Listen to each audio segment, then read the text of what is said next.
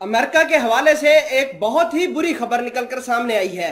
America के defence experts का यह मानना है कि अगर अमेरिका चाइना के खिलाफ जंग करता है ताइवान के लिए, तो अमेरिका के 1000 फाइटर जेट बर्बाद होंगे इस जंग के अंदर, और अमेरिका की ग्लोबल फ्लीट जो है वो बुरी तरीके से मुतासर होगी।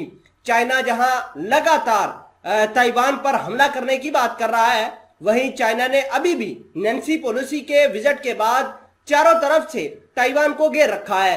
और आपको यह भी बता दें कि अमेरिका के अलावा जो इसके रीजनल अलाइज है वो भी चाइना का कुछ नहीं कर पा रहे, और चाइना लगातार अपने वो मिसाइल फायर कर रहा है ताइवान के पानियों के अंदर जो रियल टाइम वारफेयर के अंदर इस्तेमाल किए जाते हैं। इसके अलावा आपको यह भी बता दें कि चाइना बहुत ज्यादा कमिटेड है कि वो अपना इन्फ्लुएंस जो है वो ताइवान के उस पार यानी जापान के ऊपर भी बढ़ाए, साउथ कोरिया के ऊपर भी बढ़ाए, ताकि ये जो चाइना को एक पोटेंशियल थ्रेट है इसके अंदर कमी वाकई आ सके। खैर, इस खबर की हम डिटेल के साथ आपको इंफॉर्मेशन देंगे, खबर का प्रूफ भी आपको मिलेगा। छोटी सी गुजारिश है कि आप हमारा यूट्यूब चैनल हसना टीवी को सब्सक्राइब करके पास मौजूद घंटी के निशान को दबा लें ताकि लेटेस्ट न्यूज आप तक बर वक्त पहुंचती रहे। US could lose 1000 fighter jets, lose its entire global fleet if it goes to war against China over Taiwan, military experts। नाजरीन इकरामी, इसके अंदर इस आर्टिकल के अंदर यह लिखा है कि चाइना बहुत ज्यादा ताकतवर हो चुका है।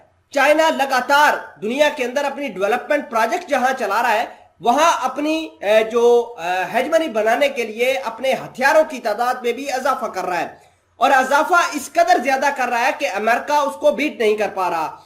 अमेरिका अगर आज ताइवान के साथ जंग करने के लिए जाता है तो चाइना बआसानी अमेरिका को हरा देगा और अमेरिका को बुरे तरीके से शिकस्त होगी। इस जंग के अंदर चाइना अमेरिका की जो एयरफोर्स की फ्लीट है उसको बर्बाद करके रखेगा। अमेरिका के ही डिफेंस एक्सपर्ट्स का यह मानना है कि जंग होती है तो चाइना अमेरिका के 1000 जंगी जहाजों को बर्बाद कर देगा, जो कि अमेरिका के लिए डेथ ब्लो साबित हो सकता है।